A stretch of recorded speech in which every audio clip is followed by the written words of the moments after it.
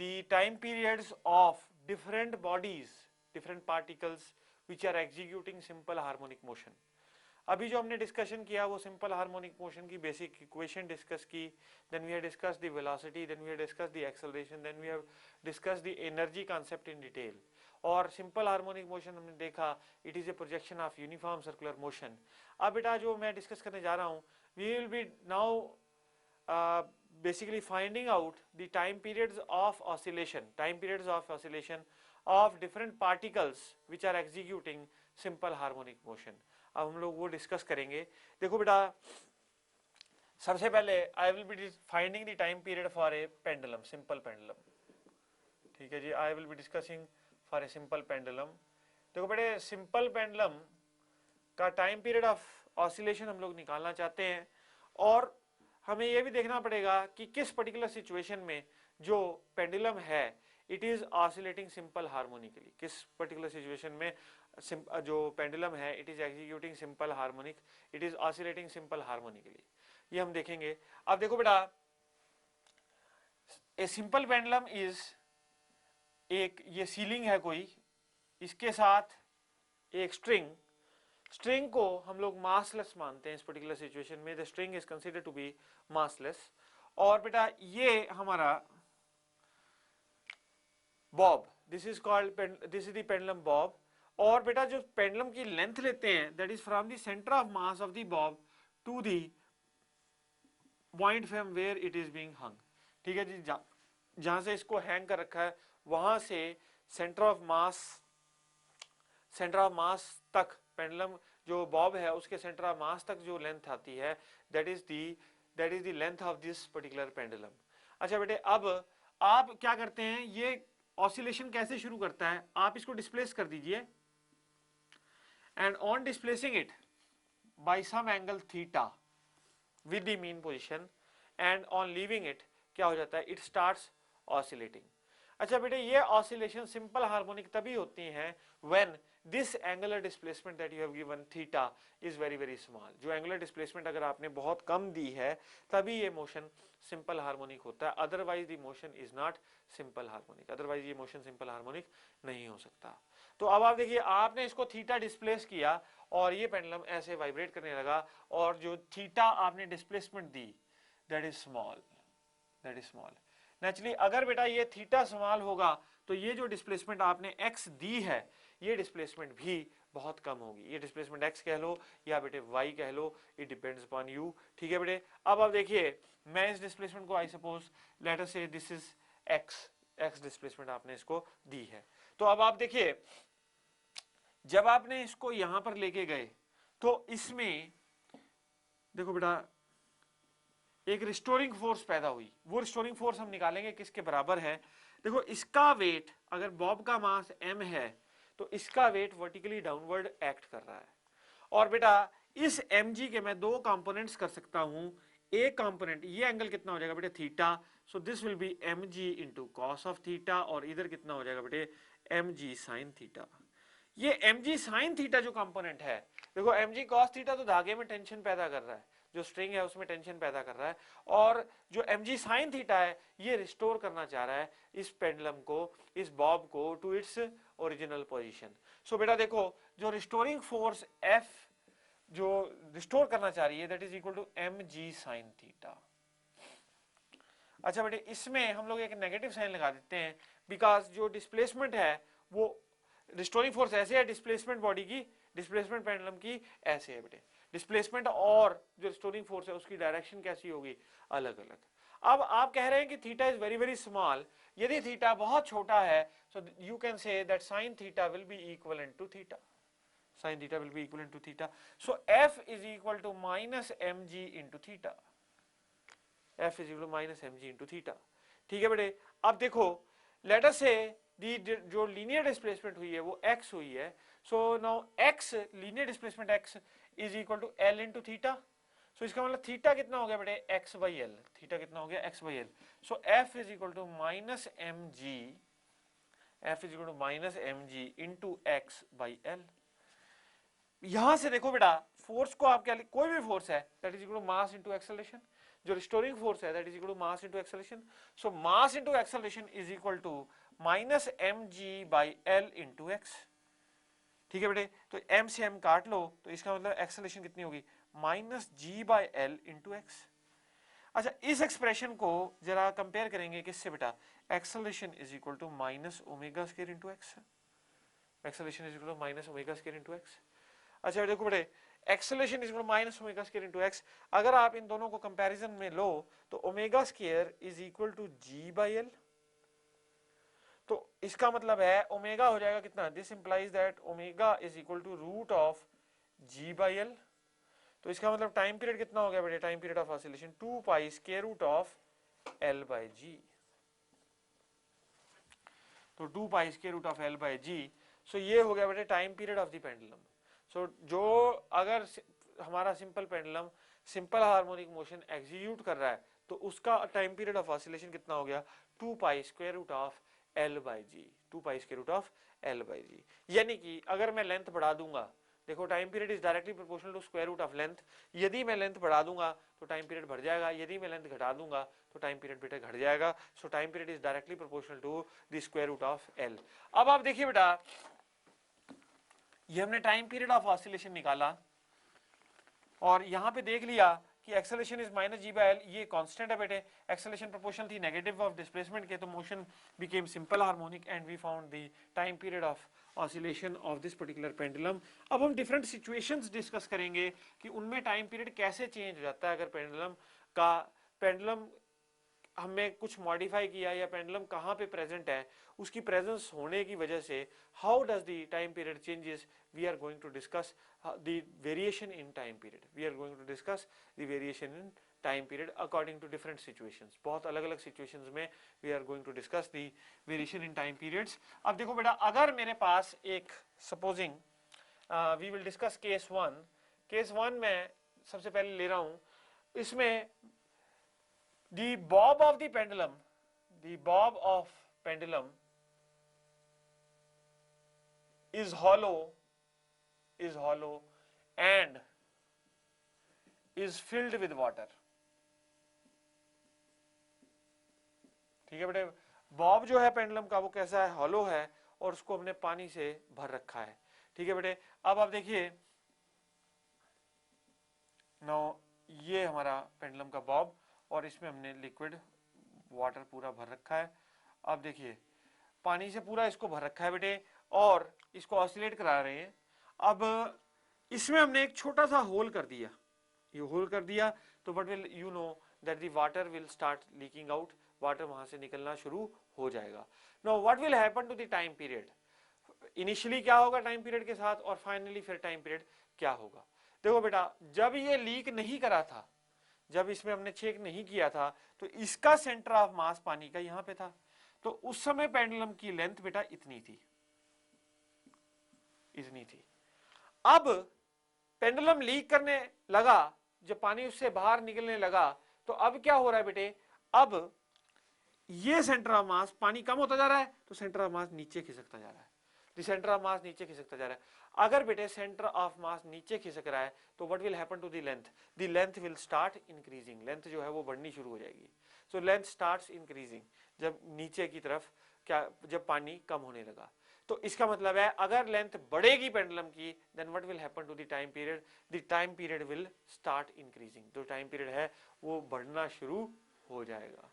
अच्छा, फिर जब पूरा का पूरा पेंडुलम, जब पूरे के पूरे बॉब में से पानी पूरा का पूरा निकल गया तो उस समय वापस सेंटर ऑफ मास वहीं आ जाएगा जहां ओरिजिनली था, जब पूरा का पूरा पेंडुलम पानी से भरा हुआ था। इसका मतलब क्या हुआ, शुरुआत में टाइम पीरियड बढ़ेगा और फिर वापस it will increase and it will regain it's earlier starting position. ठीक है बेटे, टाइम पीरियड वही हो जाएगा जो शुरुआत में था। ठीक है, सो ये हुआ फर्स्ट सिचुएशन जब इस तरह का क्वेश्चन हमारे को आता है बेटे। ठीक है, तो initially time period increases, initial time period increases और finally the time period decrease.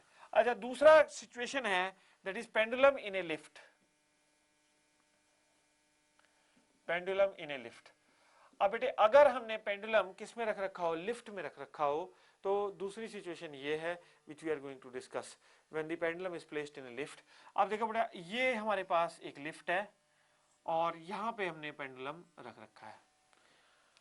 Now the lift, अगर तो लिफ्ट कांस्टेंट वेलोसिटी से चल रही है तो क्या होगा, अगर लिफ्ट डाउनवर्ड एक्सेलरेशन में है तो क्या होगा टाइम पीरियड, अगर लिफ्ट अपवर्ड एक्सेलरेशन में है तो क्या होगा टाइम पीरियड, और अगर बेटे जो लिफ्ट है वो फ्री फॉल में है then what will happen to the time period. ये सारी सिचुएशंस हम देखना चाहते हैं। We want to see all of these situations. तो सबसे पहले वेलोसिटी, अगर कांस्टेंट वेलोसिटी से चल रही है lift then the time period will not change. अगर सपोज लेंथ l है तो time period will be 2 pi square root of L by G if the lift is moving with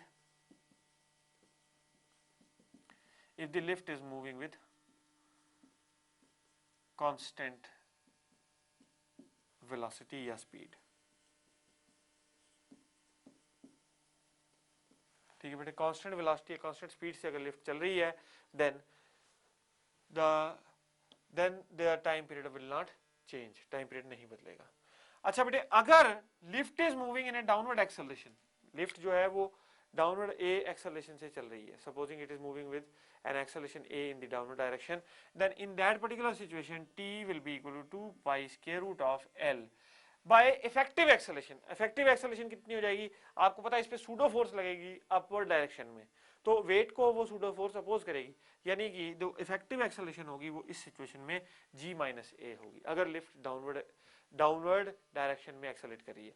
तो आप देख रहे हैं इस पर्टिकुलर सिचुएशन में g जो है वो घट गया तो time period will increase, in this particular situation the time period increases, तो टाइम पीरियड ऑफ रेवोल्यूशन जो है, जो टाइम पीरियड ऑफ ऑसिलेशन है, it increases in this particular situation. Now next situation देखिए, अगर लिफ्ट upward acceleration में, suppose it is moving with an acceleration a in the upward direction, suppose it is moving with acceleration a in the upward direction, उस case में time period कितना हो जाएगा 2 pi square root of l by g plus a. Effective acceleration change हो गई, अब बेटे क्या रहेगी, effective acceleration g plus a हो गया, तो इसका मतलब है टाइम पीरियड तो इनवर्स प्रोपोर्शनलिटी में है स्क्वायर रूट ऑफ एक्सेलरेशन के, तो यहाँ पे एक्सेलरेशन क्या होगी, बढ़ गई, तो what will happen, the time period will decrease, that means it will now start oscillating faster, तो इसका मतलब है टाइम पीरियड डिक्रीज हो गया इस पर्टिकुलर सिचुएशन में। ठीक है बेटे, अब ये हमने देखा टाइम पीरियड की ये सिचुएशन। अब देखिए अगर लिफ्ट फ्री फॉल में आ जाए, अगर लिफ्ट फ्री फॉल में आ जाए तो इसका मतलब है लिफ्ट नीचे गिरेगी और किस एक्सेलरेशन से गिरेगी, g एक्सेलरेशन से गिरेगी बेटा, it will be falling with g acceleration only in the downward direction. In that particular situation what will happen to the time period, t will be equal to 2 pi square root of l by g minus g, so g minus g is 0, so ये कितना हो जाएगा l by 0, so this will be infinite। तो ऐसे जब free fall होगा तो time period of the pendulum will be infinity, जो टाइम पीरियड ऑफ ऑसिलेशन होगा दैट विल बी इन्फिनिटी। ठीक है बेटे, सो ये सारी लिफ्ट के केसेस थे जिसमें कि टाइम पीरियड हम देख रहे थे कि सिंपल पेंडुलम का कैसे वेरी कर जाता है, किस तरह से जो टाइम पीरियड है वो वेरी कर जाता है। ठीक है बेटे, next we are going to discuss, देखो बेटा अगर किसी प्लेस पर acceleration due to gravity vary कर जाए then also the time period changes. Now we will compare the time period of a pendulum of length L on the earth and on moon. So comparison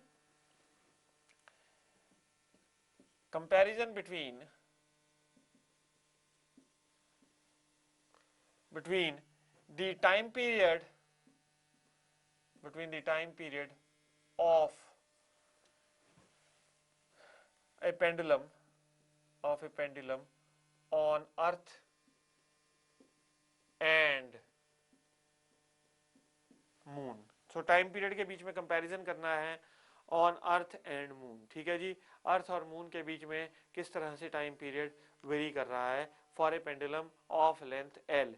सो देखो बेटा time period on earth कितना हो जाता है 2 pi square root of l by g, और moon पर time period t dash है, t dash is 2 pi square root of l by क्या चीज बेटे g बाय 6, यहाँ पे कितना हो गया g बाय 6, तो आप देखिए यहाँ पे एक रूट 6 का फैक्टर आ गया, यानी कि t dash is equal to root 6 times t, so t dash upon t is equal to root 6, so t dash upon t is equal to root 6। So इसका मतलब है जो रेशो है टाइम पीरियड्स की on the moon and the earth, तो that is equal to √6, that is equal to √6। So इसका मतलब क्या है बेटे, जो टाइम पीरियड मून पर है that is more than that on the earth and that is √6 times more than that on the earth. ठीक है, ये कंपैरिजन हमने किया। नेक्स्ट है बेटे, नेक्स्ट केस, ए पेंडुलम, ए पेंडुलम, फोर्थ केस बेटे, ए pendulum hanging from the ceiling of a bus, from the ceiling of a bus, from ceiling of a bus, which is accelerating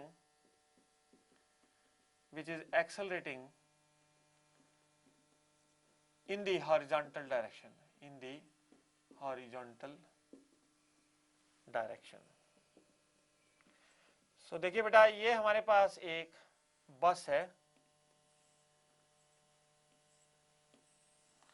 और ये बस बेटे एक्सेलरेट कर रही है कैसे, horizontally, it is accelerating in the horizontal direction.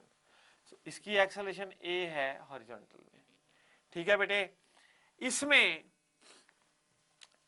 मैं यहां पे बैठा हूं बेटे, आई एम सिटिंग हियर, ये बैठा हूं मैं। ठीक है बेटे, this is me who is sitting. ठीक है बेटे, तो ये मैं बैठा हूं और यहां पे एक पेंडुलम टंगा हुआ है। इस पेंडुलम का मास m है और ये पेंडुलम को हमने ऑसिलेशन दिलवा दी।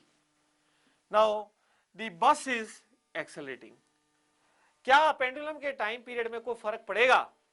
ठीक है बेटे, definitely if the bus is accelerating then the time period of the pendulum will change, क्योंकि इफेक्टिव एक्सेलरेशन जो है वो बदल जाएगी। अब g नहीं रहेगी effective acceleration, the effective acceleration will now change।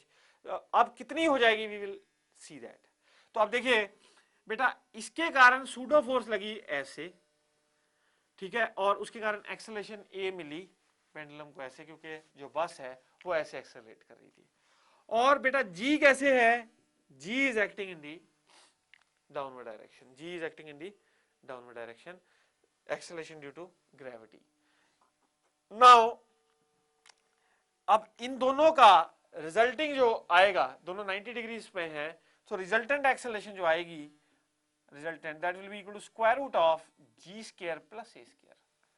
अब जो टाइम पीरियड हो जाएगा that will be 2 pi square root of L by effective acceleration, that is root of g square plus a square।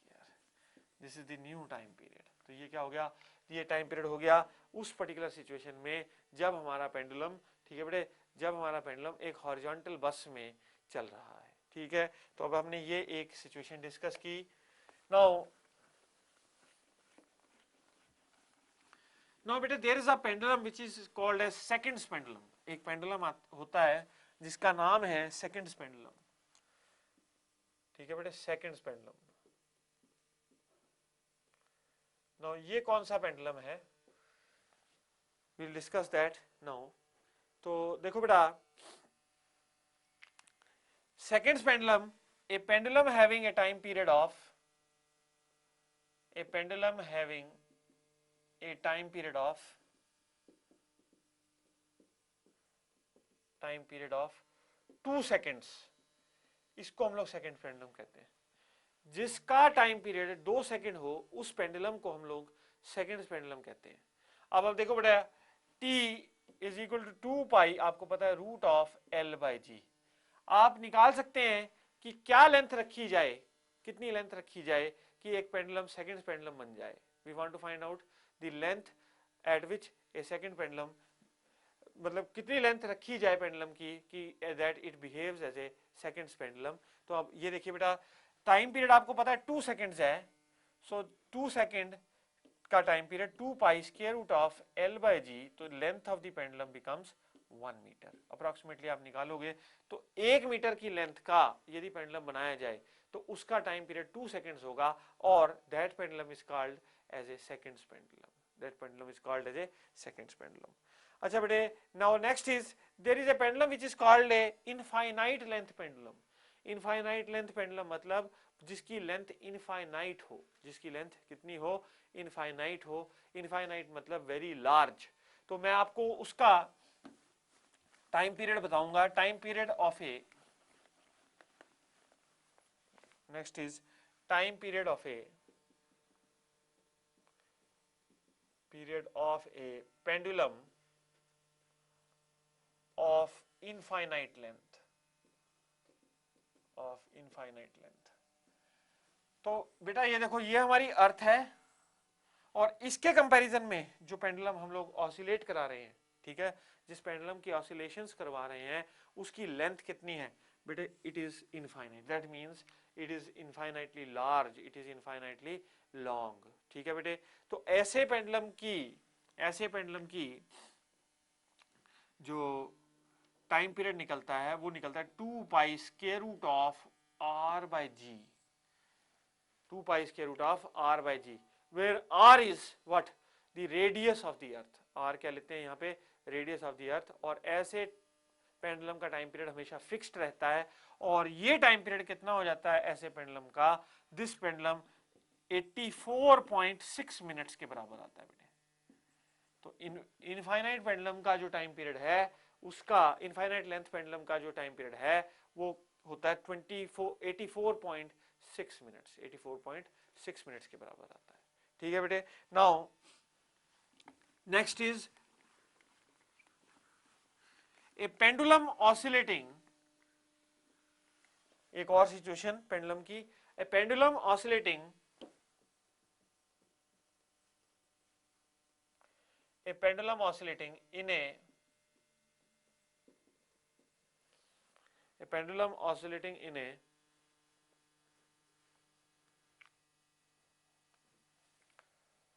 liquid, ठीक है जी, pendulum oscillating in a liquid, that is the bob of the pendulum, the bob of the pendulum is immersed in liquid।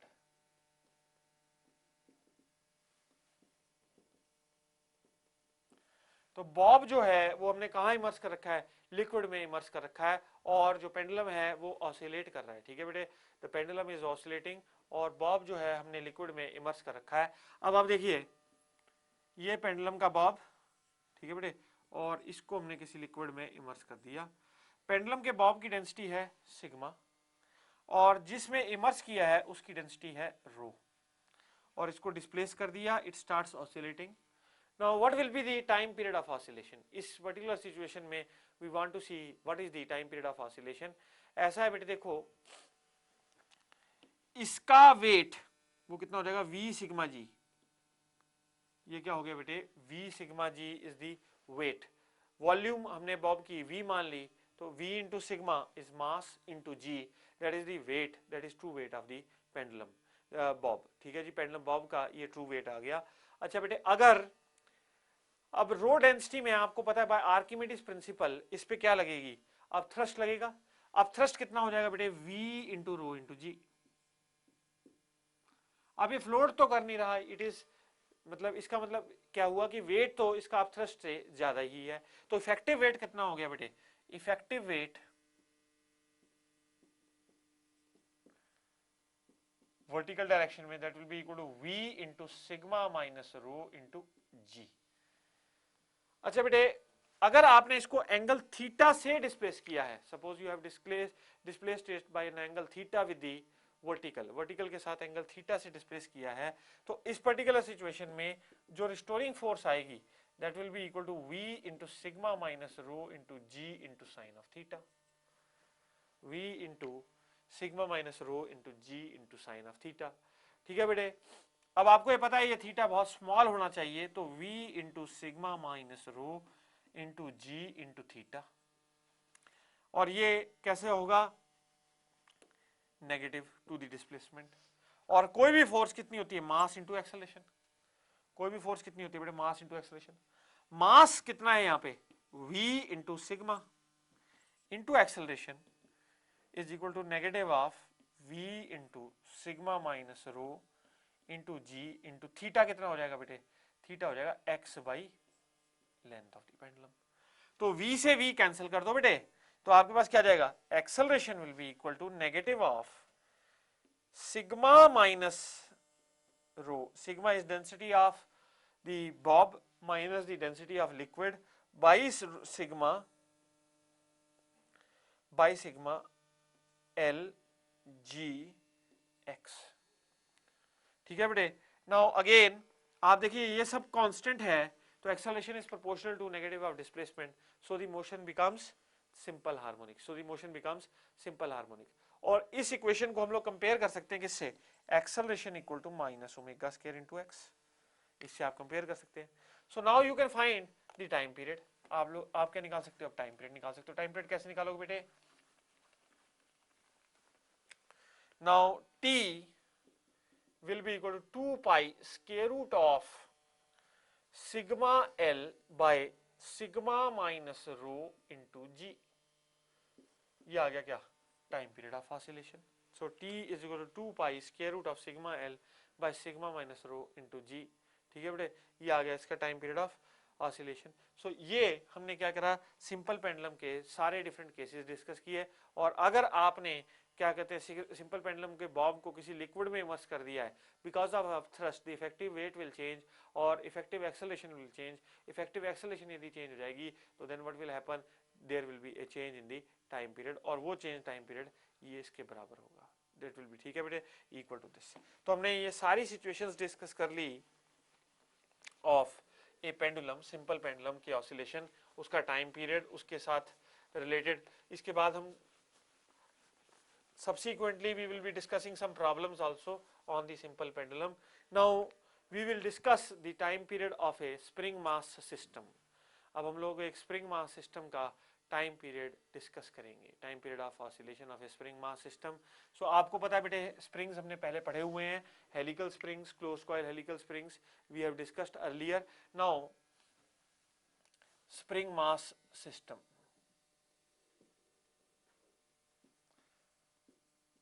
देखिए बेटा सबसे पहले we will discuss a horizontal spring mass system, horizontal spring mass system. देखिए बेटा ये हमारे पास कोई floor है और ये फ्रिक्शनलेस है नीचे, मास m, और इसके साथ ये स्प्रिंग अटैच्ड है, इसका स्प्रिंग कांस्टेंट कितना है, k। ठीक है बेटे, ये अभी अपनी नॉर्मल पोजीशन में कैसे है, it is in its normal position. Normal position मतलब अपनी ओरिजिनल लेंथ में है। अब आपने क्या किया, आप चाहे ये फ्रिक्शनलेस है नीचे वाला सरफेस, आप चाहें तो इसको थोड़ा सा खींच सकते हैं या इसको प्रेस कर सकते हैं, you can do both ways, या either you can stretch it और यू कैन प्रेस इट। तो अब देखिए अगर आपने इसको x डिस्प्लेसमेंट दे दिया इस तरफ, suppose you have given it x displacement towards this side, तो आपको पता है जो ये स्प्रिंग होगा इसमें रिस्टोरिंग फोर्स सेटअप हो जाएगी, क्योंकि it get stretched bye displacement x, और इसमें एक रिस्टोरिंग फोर्स सेटअप हो जाएगी जो कि इसको रिस्टोर करना चाहेगी मीन पोजीशन पर, लेकिन इसके अंदर पोटेंशियल एनर्जी भी स्टोर हो गई। तो अब क्या होगा, ये जब इसको रिस्टोर करेगी ये फोर्स, तो it will gain some velocity and it will overshoot this position, और फिर क्या होगा, ये प्रेस हो जाएगा और इस तरह से ये मीन पोजीशन बन गई, ये एक्सट्रीम और यहाँ पे भी एक्सट्रीम, और इस तरह से इसकी ऑसिलेशन स्टार्ट हो जाएंगी। It will start executing simple harmonic motion, इस तरह ये सिंपल हार्मोनिक मोशन में आ जाएगा। अब हम क्या निकालना चाहते हैं, इसका टाइम पीरियड निकालना चाहते हैं, what is the time period of oscillation. आपको पता है बेटा जो रिस्टोरिंग फोर्स सेट हुई that is equal to k x, restoring force f is equal to k into x, so f is equal to minus k x. Now what do you mean by negative sign, negative sign का क्या मतलब हुआ बेटे, f is equal to minus k x, मतलब restoring force तो है ऐसे, जब आपका पेंडुलम जा रहा था इधर, जो ये मास है, सॉरी जो मास है ये इधर जा रहा था, तो रिस्टोरिंग फोर्स कैसी थी, ऐसे, यानी कि डिस्प्लेसमेंट और जो रिस्टोरिंग फोर्स की डायरेक्शन है वो कैसी है, आपस में अपोजिट है। तो अब देखिए F is equal to minus k x, अब बेटा any force is equal to mass into acceleration is equal to minus k into x, so acceleration कितनी होगी बेटे, माइनस के बाई एम इंटू एक्स। यहां देखिए के क्या है, स्प्रिंग फोर्स कांस्टेंट या स्टिफनेस फैक्टर, और एम क्या है, मास जो अटैच्ड है उसके साथ में, दोनों ही कांस्टेंट है। तो इसका मतलब क्या हुआ, acceleration is proportional to negative of displacement. तो इसको इससे कंपेयर कर लेंगे, acceleration minus omega square x से। तो यहां पे बेटा टाइम पीरियड कितना आ जाएगा, 2 pi square root of m by k. So ये टाइम पीरियड आ गया किसका, एक हॉरिजॉन्टल स्प्रिंग मास सिस्टम का, जो कि सिंपल हार्मोनिक मोशन एग्जीक्यूट कर रहा है, उसका जो टाइम पीरियड आया that is equal to 2 pi square root of mass upon spring constant के। ठीक है बेटे, so this is the time period of vibration. ठीक है, अब देखिए नाउ बेटे स्प्रिंग्स के कॉम्बिनेशंस भी हो सकते हैं, the springs can be combined also. Time period आपको पता लग गया। नाउ स्प्रिंग कॉम्बिनेशंस के साथ भी स्प्रिंग मास सिस्टम हो सकता है। तो पहले हम देखेंगे, we will look into series combination, we will look into series combination of springs, series combination of springs in spring mass system, in spring mass system, in spring mass system। अब देखिए बेटा यहां पे हम लोग ये मास और इसके साथ में हमने दो स्प्रिंग्स लगा दिए, एक का स्प्रिंग कांस्टेंट K1 है, दूसरे का स्प्रिंग कांस्टेंट K2 है, और इन अब इसको इकट्ठे वाइब्रेट करा रहे हैं। आपको पता है कि बेटा अगर स्प्रिंग्स सीरीज में अटैच्ड हों तो you can find the equivalent spring constant. Equivalent spring constant कितना हो जाता है उस केस में, के इक्विवेलेंट, अगर दो ही स्प्रिंग्स हैं तो K1 K2 upon K1 plus K2 series में।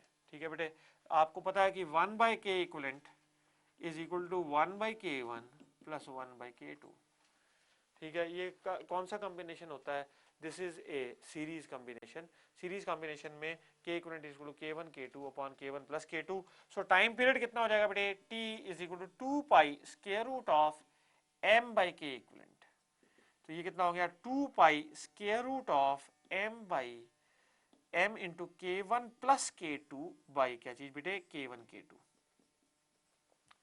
सो ये टाइम पीरियड हो गया किसमें, जब हमने स्प्रिंग मास सिस्टम को कैसे लगाया है, सीरीज में लगाया है। सीरीज में स्प्रिंग मास सिस्टम अगर आपने लगाया है, so t time period is equal to 2 pi square root of m into K1 plus K2 by K1 into K2।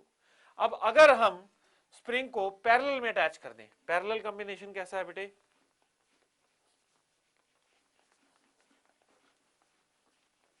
now you'll see parallel combination of springs।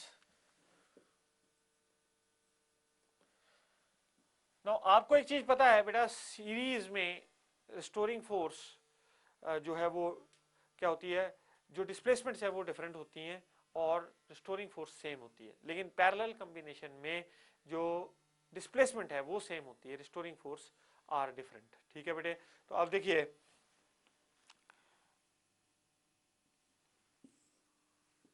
ये मास m, एक spring of spring constant K1, दूसरा spring of spring constant K2, दोनों इस तरह से attached हैं। और इस केस में K इक्विवेलेंट कितना हो जाएगा बेटे, K equivalent is equal to K1 plus K2। Now the time period will be 2 pi square root of m by K equivalent. K equivalent कितना हो जाएगा, K1 प्लस K2।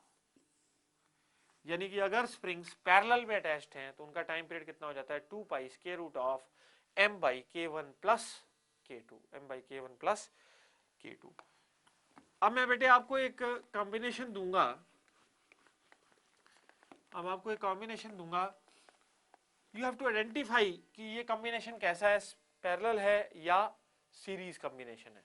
देखिए बेटा कॉम्बिनेशन बड़ा स्पेशल है, इस तरह का आपने मास यहाँ पे लगा रखा बेटे, और यहाँ पे एक स्प्रिंग, यहाँ पे दूसरा स्प्रिंग, इसका स्प्रिंग कांस्टेंट K1 और इसका स्प्रिंग कांस्टेंट K2, और हम इसको क्या करते हैं, अगर आप जानते हैं इसको डिस्प्लेस करेंगे तो it will start executing SHM, और हम इसका इस SHM जो ये मोशन हो रहा है, ये जो सिंपल हार्मोनिक मोशन हो रहा है, इसका टाइम पीरियड निकालना चाहते हैं। We want to find out the time period of oscillation of this. तो देखो बेटा आपको ये पता होना चाहिए कि अगर आपने इसको इधर दबाया, मान लीजिए इस तरफ दबाया और x दबाया तो इधर से कितना खिंच गया, x खिंच गया। इसका मतलब क्या हुआ कि जो डिस्प्लेसमेंट है वो कैसी है, सेम है, दैट इज इक्वल। ठीक है बेटे, यानी कि जितना स्प्रिंग प्रेस हुआ उतना ही स्प्रिंग में खिंचाव आ गया। तो इस पर्टिकुलर सिचुएशन में जो टाइम पीरियड है दैट विल बी 2 पाई। अब ये इसका मतलब K1 और K2 कैसे हो गए, पैरेलल कॉम्बिनेशन में हो गए, they are in parallel combination. So T is equal 2 pi square root of m by K equivalent. तो in this case again the time period will be 2 pi square root of m by क्या चीज बेटे, K1 plus K2। सो इस case में भी जो time period हो गया that is equal to 2 pi square root of m by K1 plus K2। ये it is working as a, it is acting as a parallel combination. किस तरह का कॉम्बिनेशन एक्ट कर रहा है, पैरेलल कॉम्बिनेशन की तरह ही एक्ट कर रहा है। ठीक है बेटे, नाउ ये हमने देखा बेटे डिफरेंट तरह के स्प्रिंग्स और स्प्रिंग के कॉम्बिनेशंस और कैसे उनका टाइम पीरियड इफेक्ट हो जाता है, कैसे उनका टाइम पीरियड इफेक्ट हो जाता है अगर वो सीरीज या पैरेलल में कंबाइंड हो, अगर वो सीरीज या पैरेलल में कंबाइंड हो। ठीक है बेटे,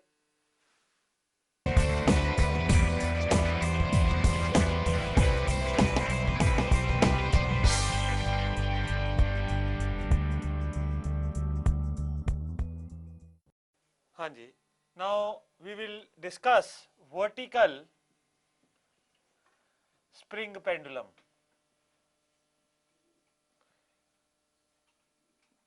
देखो बेटे, हमने हॉरिजॉन्टल स्प्रिंग पेंडुलम देखा था, हॉरिजॉन्टल स्प्रिंग मास सिस्टम देखा था और हमने पेंडुलम डिस्कस किया था। Now we are going to discuss vertical spring pendulum. बेटे इसमें क्या होता है, देखिए हमने ये एक सीलिंग के साथ एक बेटा स्प्रिंग हैंग कर रखा है। अब ये स्प्रिंग पे कोई अभी मास नहीं है तो ये अपनी नेचुरल लेंथ में है बेटा, ओरिजिनल लेंथ में है। और फिर हमने इस पर एक मास हैंग कर दिया और मास कितना है बेटे, m। जब हमने मास m हैंग कर दिया तो उसके वेट के कारण क्या हुआ, इस स्प्रिंग पर फोर्स लगी और ये जो स्प्रिंग है ये स्ट्रेच हो गया बाय ए स्मॉल लेंथ, बाय सम लेंथ l, लेट से l लेंथ से एक्सटेंड हो गया। अब ये बेटा इस पोजीशन में इक्विलिब्रियम पोजीशन में आ जाएगा, it will be stable at this particular position.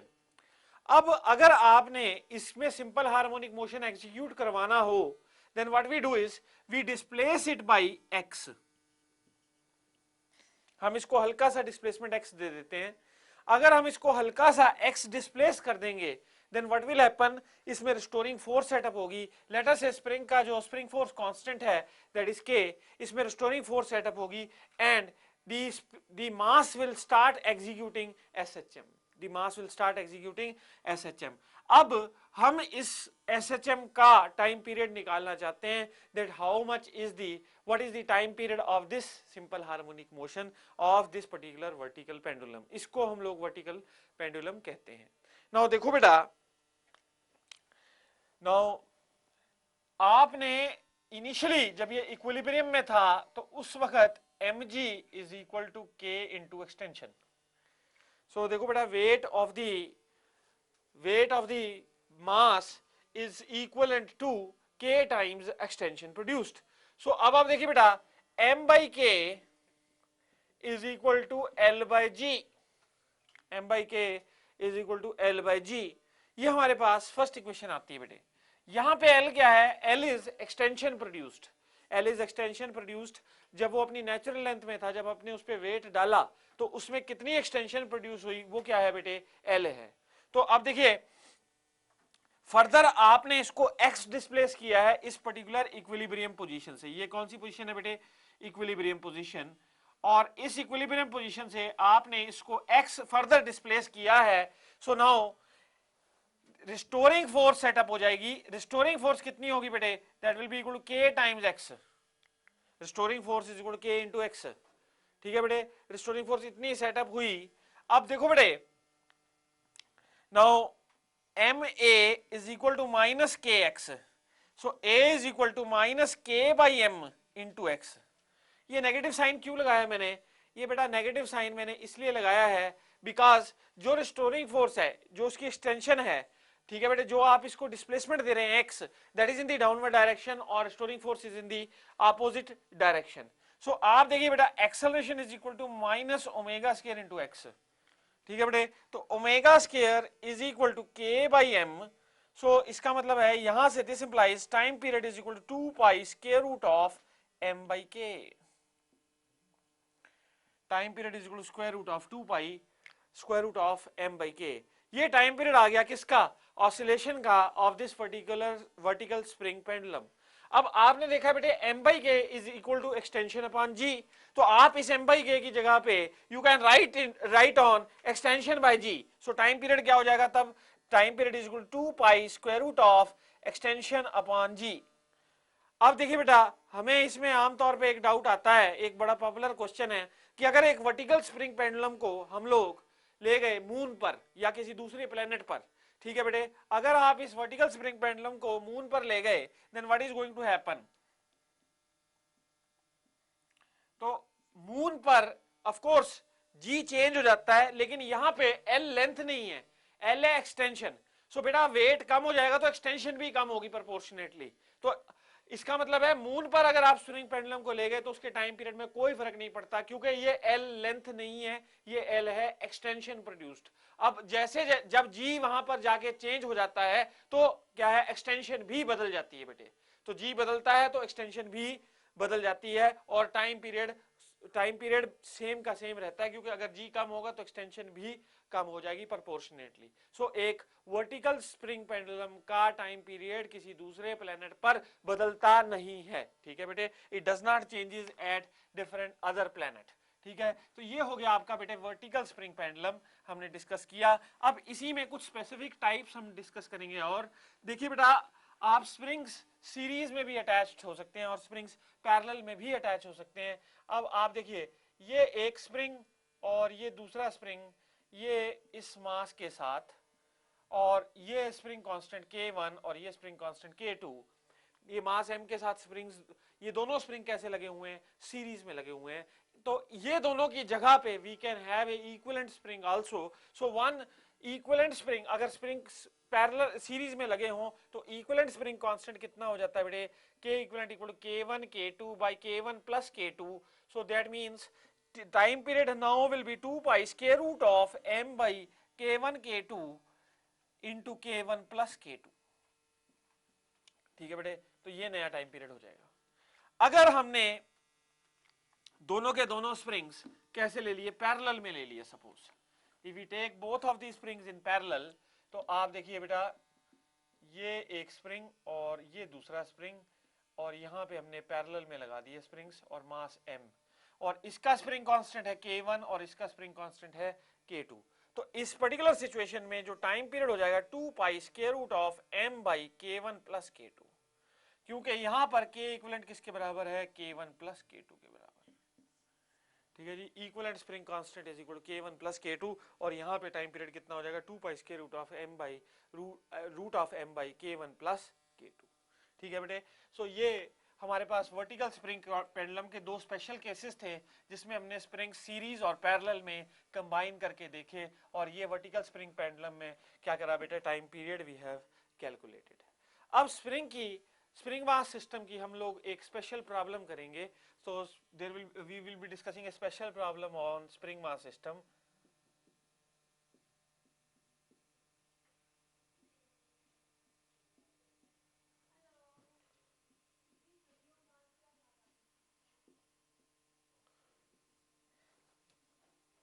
Now देखिए बेटा, ये हमारे पास एक स्प्रिंग और मास है अटैच्ड, और बेटे इसके ऊपर इसका स्प्रिंग कांस्टेंट K है, इस मास के ऊपर एक स्मॉल m मास हमने अटैच कर रखा है, और इन दोनों के बीच में कोफिशिएंट ऑफ स्टैटिक फ्रिक्शन है mu s. The coefficient of static friction between this mass and this mass is mu s. ठीक है बेटे, और स्प्रिंग कांस्टेंट कितना है, K है। ठीक है, इस स्प्रिंग का। अब देखो बेटे, हमने, अब क्वेश्चन ये है कि हम लोग इसको मैक्सिमम कितना डिस्प्लेस करें, इसको मैक्सिमम कितना डिस्प्लेस करें कि ये मास इसको ना छोड़े, मतलब we want that this mass should not leave. तो अब देखिए आप इसको सिंपल हार्मोनिकली ऑसिलेट करा रहे हैं, तो इसका maximum possible amplitude of vibration क्या हो सकता है कि ये वाला मास इससे डिस्प्लेस ना हो, अलग ना हो। तो बेटे बहुत अच्छा क्वेश्चन है। तो देखिए इसमें कॉन्सेप्ट यूज होगा एक्सेलरेटेड फ्रेम ऑफ रेफरेंस का, यानी सूडो फोर्स का। अब अगर आप इस वाले मास को डिस्प्लेस करते हैं यहां तक, आपने डिस्प्लेस किया यहां तक बेटे, तो अब देखिए इसमें रिस्टोरिंग फोर्स ऐसे सेटअप होगी, ठीक है बेटे। अब जब ये एक बार ऑसिलेट करने लग गया, इट स्टार्ट्स ऑसिलेटिंग, तो व्हाट विल हैपन, ये बेटे जब यहां पे आएगा, ठीक है, इसकी डिस्प्लेसमेंट ऐसे हो रही है और इसमें सूडो फोर्स, इसमें सॉरी फोर्स कैसे लग रही है बेटे, रिस्टोरिंग फोर्स ऐसे लग रही है। नाउ अब आपको ये बात पता है बेटे कि इस पर्टिकुलर सिचुएशन में जो फोर्स लगेगी, जो एक्सेलरेशन है, acceleration is equal to minus omega square into y. Acceleration is minus omega square into Y.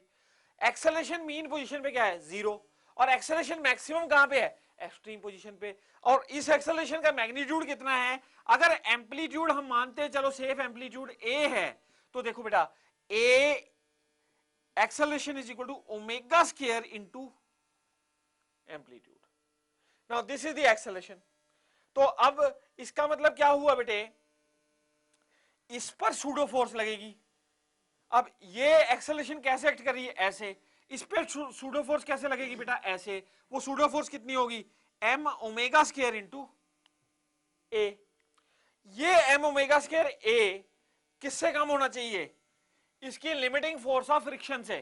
अगर ये सूडो फोर्स इसकी लिमिटिंग फोर्स ऑफ फ्रिक्शन से ज्यादा हो जाए तो क्या होगा, इट विल फॉल ऑफ, ये डिस्प्लेस हो जाएगा, क्योंकि इसकी limiting force of friction overcome हो गई। इस पे सूडो फोर्स ऐसे लग रही है और लिमिटिंग फोर्स ऑफ फ्रिक्शन ये ऐसे लग रही है बेटे, लिमिटिंग फोर्स ऑफ फ्रिक्शन ऐसे लग रही है और इस पे सूडो फोर्स ऐसे लग रही है, ठीक है। और तो क्या होगा, इसका मतलब क्या होता है बेटे कि ये डिस्प्लेस हो जाएगा उस पर्टिकुलर सिचुएशन में, इट विल गेट डिस्प्लेस्ड। अगर ये लिमिटिंग फोर्स ऑफ फ्रिक्शन से सूडो फोर्स ज्यादा हो जाए, सूडो फोर्स ज्यादा हो जाए तो ये डिस्प्लेस हो जाएगा। तो ये क्या होना चाहिए, या कम या हद से हद बराबर होनी चाहिए। So m omega square a should be less than equal to mu s m into g. इसका मतलब है मैक्सिमम एम्पलीट्यूड जो आप कर सकते हो that will be mu s into g by omega square. ये मैक्सिमम पॉसिबल एम्पलीट्यूड है, यानी कि इससे ज्यादा एम्पलीट्यूड आप नहीं कर सकते। तो इतना एम्पलीट्यूड रहेगा तो what will happen, this mass will not leave this block, otherwise it will definitely ये इस ब्लॉक को छोड़ देगा, ठीक है बेटे। तो इस एम्पलीट्यूड का सिंपल हार्मोनिक मोशन जो है वो सेफली एग्जीक्यूट हो सकता है इस पर्टिकुलर सिचुएशन में, ठीक है बेटे। नाउ ये हमने एक स्प्रिंग मास सिस्टम की स्पेशल प्रॉब्लम करी थी।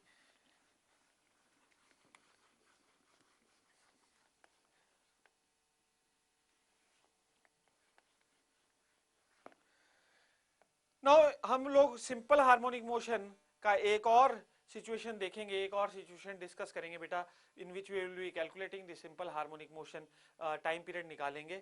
तो ये देखो बेटा अर्थ है हमारी, दिस इज अर्थ, धरती के बीचों बीच एक सुरंग खोदी मैंने, धरती के बीचों बीच एक सुरंग खोद दी बेटे मैंने, और यहां से एक बच्चा, ये रहा एक बच्चा, इसको ड्रॉप कर दिया। इसका मास कितना है बेटे, m। ये कितनी दूरी पर है, y दूरी पर, लेट से इसको ड्रॉप कर दिया, सुरंग में छोड़ दिया, क्या होगा, what is going to happen. देखो बेटे ये टुवर्ड द सेंटर अट्रैक्ट होगा, काइनेटिक एनर्जी गेन कर लेगा, फिर शूट कर जाएगा, ये ऐसे वाइब्रेट करता रहेगा, ऑसिलेट करता रहेगा।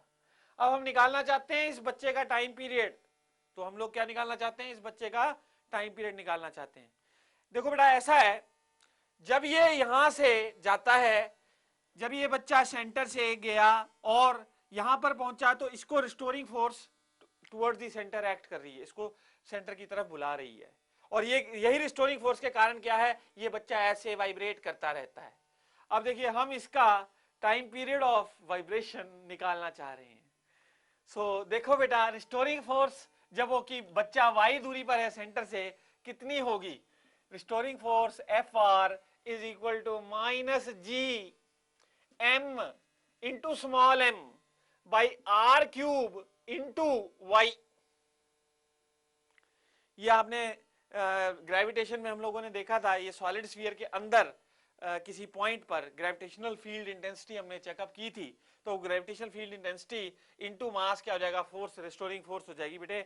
सो ये नेगेटिव साइन मैंने इसलिए लगाया क्योंकि डिस्प्लेसमेंट और restoring force are acting in the opposite direction. अब देखिए बेटा, mass into acceleration is equal to minus ji into M by are cube into y. So यहां से मास कैंसिल कर दो और बेटे एक्सेलरेशन हो जाएगी minus G M by are cube into y. अब देखो बेटा, जीएम को क्या लिख सकते हैं हम? जीएम को लिख सकते हैं g r square minus g r square upon r cube into y. So इसका मतलब क्या हुआ? This implies that acceleration is equal to minus g by r into y. So ये जी बाई आर क्या है? ये तो कांस्टेंट है बेटे, radius of earth constant, g constant. तो acceleration is proportional to negative of displacement, so motion become simple harmonic. इसको आप कंपेयर कर सकते हो किससे बेटे? Acceleration equal to minus omega square y से। तो यहां पे आप टाइम पीरियड निकाल सकते हैं। टाइम पीरियड क्या हो जाएगा बेटे? T is equal to 2 pi square root of, t is equal to 2 pi square root of, क्योंकि ओमेगा स्क्वायर इसके बराबर है ना, तो आप देखिए r by g, 2 pi square root of are by g. तो ये टाइम पीरियड फिक्स्ड रहेगा। ये टाइम पीरियड फिक्स्ड कितना रहेगा बेटे? दिस टाइम पीरियड अगर इसको कैलकुलेट करोगे तो you will get this as 84.6 minutes. आपके पास ये टाइम पीरियड आएगा 84.6 मिनट्स। ये फिक्स्ड टाइम पीरियड रहेगा, चाहे डिस्प्लेसमेंट ये वाई जितनी मर्जी हो, the oscillation will not change, the time period of the oscillation will not change, the frequency will not change. ठीक है बेटे? तो ये तो अर्थ के बीचों बीच हमने क्या करा था? We had dug up a tunnel और उसके बीच में हमने इस बच्चे को ड्रॉप कर दिया था और इसके हमने क्या करा, ये एसएचएम सिंपल हार्मोनिकली वाइब्रेट करने लग गया और इसका हमने टाइम पीरियड निकाला 2 pi square root of are by g, 84.6 minutes का इसका टाइम पीरियड आया। ठीक है बेटे? यानी कि अगर आपने यहाँ पे खड़े हैं और बच्चे को देख रहे हैं तो एग्जैक्टली 84.6 मिनट बाद वो आपके पास वापिस आ जाएगा एक ऑसिलेशन पूरी करके बेटे। नाउ अब जरूरी नहीं कि आप अर्थ के डायमेट्रिकल ही टनल खोदें, आप ऐसा भी जरूर हो सकता है कि you can dug the tunnel sideward also. मतलब आप, ये बेटे अर्थ है हमारी, अब इसमें टनल जरूरी नहीं कि सेंटर अलोंग दी सेंटर ही खोदनी है, तो हो सकता है टनल तिरछी खोद दी जाए और इसमें फिर दोबारा से बच्चे को ड्रॉप कर दिया जाए। तो अब टाइम पीरियड क्या होगा ये हमने देखना है बेटे। ये रहा सेंटर। नाउ सपोज कीजिए ये सेंटर से मैंने यहां लाइन जोड़ दी और बेटे इसके परपेंडिकुलर एक लाइन बना दी सेंटर से, और यहां पे ये मास हमारा बच्चा जो मास एम का, अब इसको फिर दोबारा इस टनल में फेंक दिया, इस टनल में फेंक दिया। ये इस सेंटर लाइन से यानी इस परपेंडिकुलर से यहां से लेट्स से एक्स डिस्टेंस पर है बेटे, this is at x distance. अब इसको मैं जोड़ देता हूं। इसको इसलिए जोड़ा है क्योंकि इस पर जो ग्रेविटेशनल फोर्स ऑफ अट्रैक्शन है बच्चे पर, वो किसकी तरफ है? टूवर्ड सेंटर, क्योंकि अर्थ हर चीज को अपनी सेंटर की तरफ खींचती है। तो अगर यहां पे हमारा बच्चा है तो वो अभी भी सेंटर की तरफ ही अट्रैक्टेड है, तो उसके ऊपर फोर्स जो लग रही है that is towards this inner part, towards the centre only, towards this line only. ठीक है बेटे? अब इस पर ये जो फोर्स लग रही है, I call this as F, let's say Fg, this is the gravitational force Fg। तो Fg फोर्स इस पर बच्चे पर लग रही है इस पर्टिकुलर पोजीशन पर जब वो है।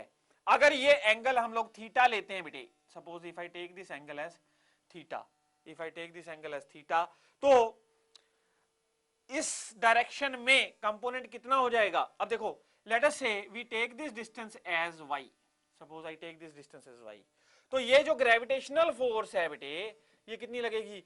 जी M M by are cube into y, GMM by are cube into y, ये लगेगी क्या, gravitational force towards the centre, towards the centre ये ग्रेविटेशनल फोर्स लगेगी। आप देखो बेटे, नाउ अगर मैं इस फोर्स का इस डायरेक्शन में कंपोनेंट देखना चाहूं, यानी कि इस तरफ कंपोनेंट देखना चाहूं, तो ये कंपोनेंट कितना हो जाएगा, दैट आई कैन सी, तो वो क्या है, वो रिस्टोरिंग फोर्स हो जाएगी, that will act as the restoring force. F restoring force upon F G, ये किसके बराबर है बेटे, साइन थीटा के बराबर, ठीक है। तो इसका मतलब एफ रिस्टोरिंग फोर्स किसके बराबर होगी, एफ जी साइन थीटा, ठीक है। नाउ बेटे sine theta is equal to perpendicular upon hypotenuse, sine theta is equal perpendicular upon hypotenuse, ठीक है। अब देखो बेटे एफ जी की वैल्यू डाल दो यहां पे, G M M by are cube into y into x by y, तो ये रिस्टोरिंग फोर्स होगी, मास इंटू एक्सेलरेशन। अच्छा ये नेगेटिव साइन लग जाएगा, क्यों, क्योंकि रिस्टोरिंग फोर्स हमेशा इस तरफ है और डिस्प्लेसमेंट उल्टी है, ठीक है बेटे। तो आप देखिए एक्सेलरेशन कितनी होगी, minus ji into M by are cube into x, again ये सारा कांस्टेंट, तो acceleration is proportional to negative of displacement, that means the motion is simple harmonic. तो अगर आप अब टाइम पीरियड निकालेंगे, इसको कंपेयर करेंगे किससे बेटा, acceleration minus omega square x से, ठीक है बेटे। तो अगर आप ओमेगा स्क्वायर इसके बराबर लिखोगे और जीएम को जी आर स्क्वायर कर दोगे तो ऊपर आ जाएगा जी बाय आर, ठीक है। ये फैक्टर क्या हो जाएगा, this can be written as acceleration equal to minus g by R into x, ठीक है बेटे। तो ओमेगा स्क्वायर इससे कंपेयर कर लो, तो टाइम पीरियड आपके पास कितना आ जाएगा, 2 pi square root of R by g, so the time period will be 2 pi square root of r by g, again the time period will be 84.6 minutes, जैसा पहले आ रहा था, जितना टाइम पीरियड पहले था 84.6 मिनट्स, उतना ही टाइम पीरियड अब है, तो the time period of oscillation will be 84.6 minutes, so answer is 84.6 minutes, again the time period is same, चाहे आप टनल ऐसे डिक करो, चाहे आप टनल ऐसे डिक करो, चाहे आप टनल ऐसे डिक करो, the time period of oscillation does not changes in case of if the SHM is caused by the gravitational force of the earth, ठीक है बेटे। now एक और सिचुएशन अब हम डिस्कस करेंगे जिसमें हम टाइम पीरियड निकालेंगे, ठीक है बेटे। सिंपल हार्मोनिक मोशन की एक और सिचुएशन डिस्कस करेंगे जिसमें हम टाइम पीरियड निकालेंगे। नाउ ये मेरे पास एक बर्तन है बेटे, इसमें पानी डाल रखा है या कोई लिक्विड डाल रखा है, जरूरी नहीं पानी, कोई लिक्विड ही डाल दिया बेटे, और इस लिक्विड की डेंसिटी है सिग्मा, इस लिक्विड की डेंसिटी है सिग्मा। इसमें बेटे एक सिलेंडर है, अब वुड का या किसी मटेरियल का सिलेंडर है, और बेटे इसका area of cross section A है सिलेंडर का, और इसकी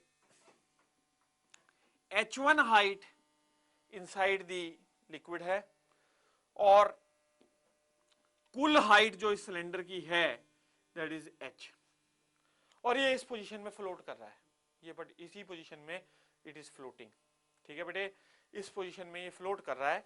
अब हमने इसको थोड़ा सा फोर्स लगाया, ये इक्विलिब्रियम पोजीशन होगी इसकी, अगर ये इसी पोजीशन में फ्लोट कर रहा है बेटे, इक्विलिब्रियम पोजीशन में फ्लोट कर रहा है ये।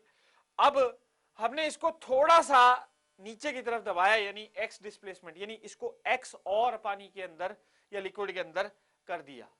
Now what is going to happen, तब हम देखते हैं तो क्या होगा, it starts oscillating like this, ये ऐसे ऑसिलेट करने लग जाता है ऐसे बेटे।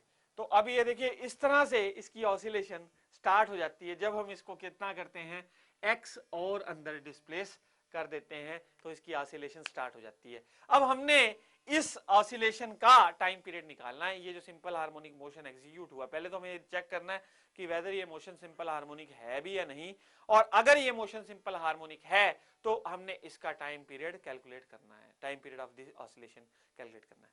तो अब देखो बेटे, आपने इसको एक्स डिस्प्लेस किया जब अंदर, तो व्हाट हैपेंड, इस पर एक रिस्टोरिंग फोर्स एक्ट करने लगी। वो रिस्टोरिंग फोर्स किसके कारण आई?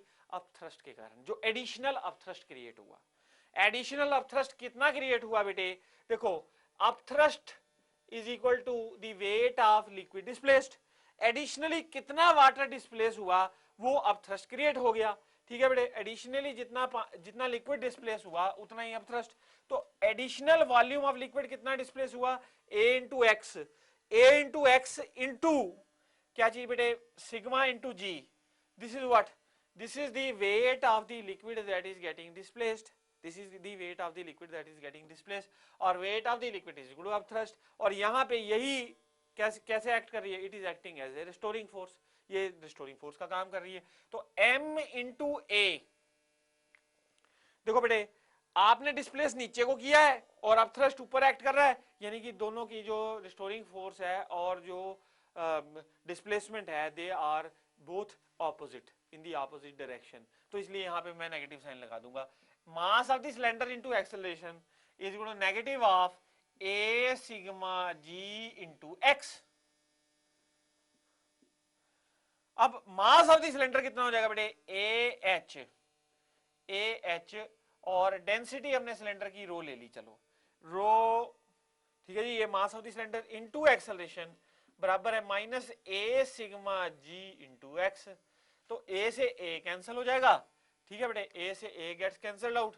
तो आपके पास ए कितना आ गया? Minus sigma g by h rho into x. तो एक्सेलरेशन हो गई माइनस ओमेगा स्क्वायर एक्स के। तो एक्सेलरेशन प्रोपोर्शनल होगी नेगेटिव ऑफ डिस्प्लेसमेंट के। तो again the motion become simple harmonic, क्योंकि ये सारी की सारी फैक्टर कांस्टेंट है। तो टी कितना हो गया? Time period of oscillation in this particular situation will be 2 pi square root of h rho by sigma into g. ठीक है जी, टाइम पीरियड ऑफ ऑसिलेशन हो गया 2 pi square root of h rho by sigma into g. तो ये motion simple harmonic था, और इसमें टाइम पीरियड ऑफ ऑसिलेशन कितना हो गया? 2 pi square root of h rho by sigma into g. 2 pi square root of h rho by sigma into g, ये time period हो गया बेटे। ठीक है, नाउ ये हमने एक सिलेंडर की ऑसिलेशंस डिस्कस की।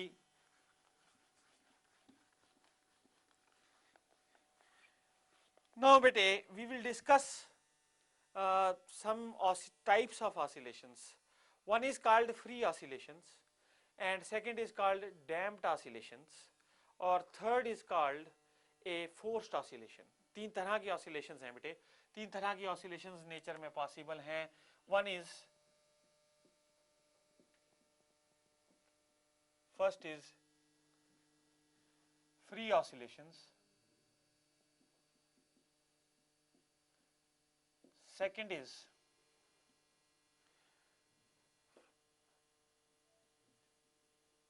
पहली है फ्री ऑसिलेशंस, एक है बेटे फोर्स्ड ऑसिलेशंस, और एक है डैम्प्ड ऑसिलेशंस। ये तीन तरह की ऑसिलेशन पॉसिबल है। What are free oscillations?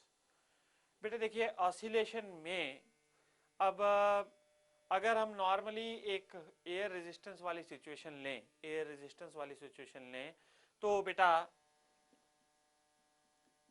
ये हमने एक पेंडुलम लिया और एयर रेजिस्टेंस यहाँ पे प्रेजेंट है, और हमने इस पेंडुलम को ऑसिलेट करवा दिया बेटे। The pendulum starts oscillating. ठीक है बेटे, let's say the pendulum starts oscillating.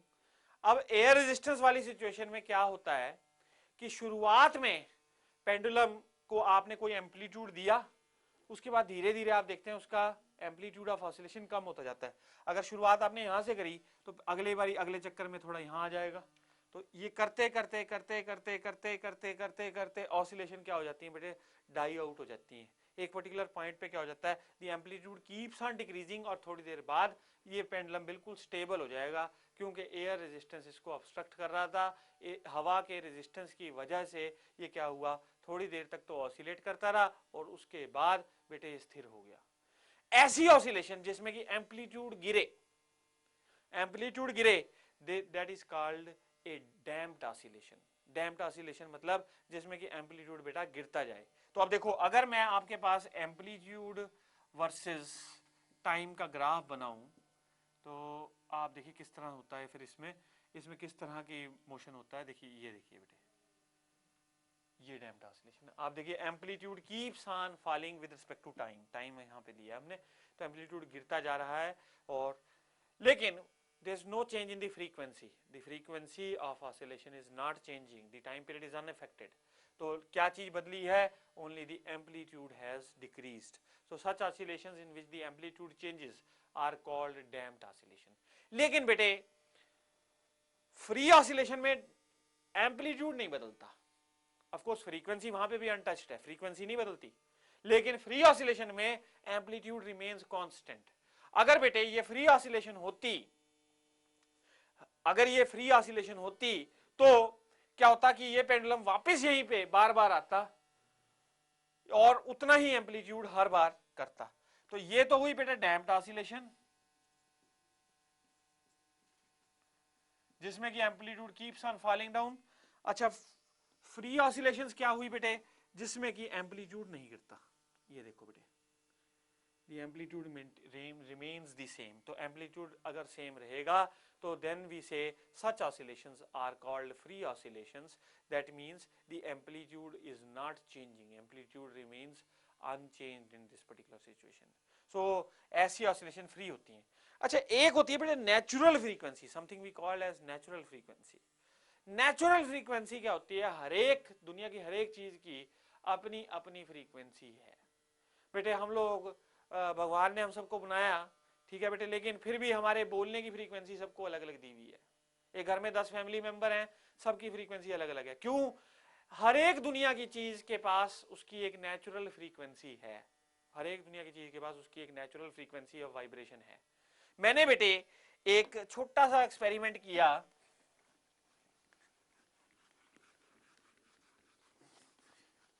मैं बाजार से थोड़ा सा लोहे का पीस खरीद कर लाया, और उस एक लोहे का पीस थोड़ा मोटा था, एक लोहे का पीस थोड़ा कम मोटा था। लोहे की रॉड सी थी समझ लो आप, एक रॉड मोटी थी, एक रॉड बेटे बारीक थी। इन दोनों से मैंने दो चिमटे बनाए, जिसको हम फोर्क कहते हैं, ठीक है बेटे, जिसको ट्यूनिंग फोर्क कहते हैं, वो चिमटे हैं। तो चिमटे मैंने बनाए, ये एक चिमटा बनाया बेटे मोटी वाली रॉड से, और एक चिमटा बनाया मैंने पतली वाली रॉड से बेटे, ठीक है। ये दो चिमटे बना दिए और दोनों को बेटे सेम फोर्स से धक्का दे दिया, इनके प्रॉन्ग्स को, मतलब झटका ऐसे, तो दे स्टार्ट वाइब्रेटिंग। अब इसकी फ्रीक्वेंसी कुछ और होगी और इसकी फ्रीक्वेंसी कुछ और होगी। मान लीजिए जितनी मोटी ये रॉड थी उतनी ही मोटी मैं ब्रास की रॉड ले आया और उसका एक ऐसा चिमटा और बना दिया बिल्कुल आइडेंटिकल इसके साइज और शेप में, और इसको झटका तो भी देखा इसकी और इसकी फ्रीक्वेंसी अलग थी। यानी कि natural frequency of vibration keeps on changing, natural frequency of vibration is different for different bodies. हर एक बॉडी के लिए नेचुरल फ्रीक्वेंसी डिफरेंट डिफरेंट होती है। Now what is forced vibration? बेटे आपने डैम्प्ड देखा, फ्री वाइब्रेशन देखा। जब भी फ्री वाइब्रेशन होगी या डैम्प्ड ऑसिलेशंस होंगी या फ्री ऑसिलेशंस होंगी, तो चीज अपनी नेचुरल फ्रीक्वेंसी में क्या करेगी? हमेशा वाइब्रेट करती है। Every body in this universe is oscillating with its natural frequency, अपनी natural frequency से oscillate कर रही है कोई भी चीज। Now what are forced oscillations? देखो बेटा, forced oscillations होती हैं जो कि किसी के जरिए जबरदस्ती कॉज हो रही हूँ। अब देखिए बेटा, कोई अगर हमने डैम्प्ड ऑसिलेशंस हैं, अब हमने अगर वाइब्रेशन को कंटिन्यू करना हो सेम एम्पलीट्यूड में, तो हम एक्सटर्नल एनर्जी दे सकते हैं, यानी कि we can provide external electrical energy, or we can supply external mechanical energy to so that the oscillations they continue and the amplitude of oscillation does not change. तो आप देखिए, आप पहले टाइम में एक घड़ी होती थी बेटे, ऑर्डिनरी घड़ी, तो इस घड़ी में क्या होता था? पेंडुलम होता था, और इसकी ऑसिलेशन को मेंटेन रखने के लिए, यानी एम्पलीट्यूड ऑफ ऑसिलेशन को मेंटेन रखने के लिए हमने सेल लगा रखा होता था। सेल के कारण मैग्नेटिक इफेक्ट पैदा होता था, और वो मैग्नेटिक इफेक्ट के कारण क्या है? हम इसकी ऑसिलेशंस को कंट्रोल करते थे, इसकी ऑसिलेशन के एम्पलीट्यूड को फिक्स्ड रखते थे और ऑसिलेशंस को मरने नहीं देते थे, यानी कि डैम्प नहीं होने देते थे। तो अब देखिए बेटा, forced oscillations are even caused, अगर बाहर किसी ने दिवाली के दौरान क्या करा? बम फोड़ा बेटे, पटाखा फोड़ दिया, तो शीशे हमारे घर के टूट गए, ये क्या हुआ, ऐसा हुआ कि जो बम फूटा उसके कारण जो साउंड एनर्जी पैदा हुई, उसके कारण व्हाट हैपेंड, जो वाइब्रेशंस, हमारा जो शीशा है वो वाइब्रेट करने लग पड़ा। वो किसके कारण हुआ, because of the sound energy that has been produced in a large amount. तो उसके कारण जो शीशे की वाइब्रेशन हो गई, और शीशे की वाइब्रेशन होने के कारण अगर शीशे की वाइब्रेशन जो शीशे की नेचुरल फ्रीक्वेंसी ऑफ वाइब्रेशन है वो फोर्स्ड फ्रीक्वेंसी के साथ मैच कर गई, तो क्या होगा बेटे, घर टूट जाएंगे। ठीक है बेटे। तो वो अब ये लोग जो आर्मी वाले होते हैं बहुत समझदार होते हैं बेटे। ये देखो क्या है कि ये एक पुल बनाया हमने, आर्मी वालों ने, यहाँ नीचे नदी है बेटे, ये पानी है, और यहाँ पे एक पुल बनाया, ब्रिज बनाया। तो आर्मी वाले अक्सर क्या करते हैं कि रस्सी का ही ब्रिज बना देते हैं और उस पर पूरी कंपनी जो है वो पास कर जाती है। तो हमारी आर्मी ने यहाँ से यहाँ तक पहुँचना है, और ये बेटा ये हमारा पुल बनाया, इस तरह का एक किसी रस्सी का हमने पुल बनाया। तो अब देखिए, अब सोल्जर्स जो हैं वो एक के बाद एक, इन्हें मार्च पास्ट करने की आदत होती है बेटे, सोल्जर्स को, दे लाइक मार्च पास्ट। तो अब ये क्या हुआ कि ये इस पुल के ऊपर से मार्च पास्ट करते हुए जा रहे हैं, left right left right left right after one another. ठीक है बेटे, left right left right left right, तो मैच करते हुए जा रहे हैं अपने स्टेप्स को। अब होता क्या है कि जो इस पुल की नेचुरल फ्रीक्वेंसी है और वो सोल्जर्स के जो स्टेप्स की फ्रीक्वेंसी है, अगर वो मैच कर जाए तो एक रेजोनेंट फ्रीक्वेंसी आ जाएगी, इसको कहते हैं रेजोनेंट फ्रीक्वेंसी। तो इसके कारण what will happen, there will be resonance between the, क्योंकि सोल्जर्स के जो स्टेप्स हैं वो फोर्स कर रहे हैं किसको, जो ओवरब्रिज बनाया गया उसको वाइब्रेट करने में, और जो फोर्स्ड ऑसिलेशंस हैं और ब्रिज की नेचुरल फ्रीक्वेंसी है अगर वो मैच कर गई तो ये क्या हुआ, रेजोनेंट फ्रीक्वेंसी होगी, और ब्रिज जो है बड़ा वायलेंटली ऊपर नीचे हिलेगा, और ये सब लेफ्ट राइट करते हुए पानी में गिर जाएंगे बेटे, क्योंकि ब्रिज टूट जाएगा। ठीक है। तो अब देखिए, अगर इसको आपने नहीं करना है तो व्हाट मतलब एक कैप्टन जो होता है आर्मी का, वो क्या कहता है, वो कहता है बेटे जो सारे सोल्जर्स हैं उनको कहता है break your steps, that means don't match your steps, break your steps. तो अलग अलग करके चलो, ताकि ऐसा ना हो कि जो फोर्स्ड वाइब्रेशंस की जो फ्रीक्वेंसी है और जो ब्रिज की नेचुरल फ्रीक्वेंसी है वो मैच कर जाए और ऐसा रिजल्ट हो कि सारे पानी में तैरते मिले। ठीक है बेटे। So this is the last case, that is of forced oscillations and resonant frequency. ठीक है बेटे। सो ये टॉपिक की थ्योरी यहाँ पे हम कंप्लीट करते हैं। एसएचएम एंड एसएचएम की सिंपल हार्मोनिक मोशन की थ्योरी को हम यहाँ पर खत्म करते हैं बेटे।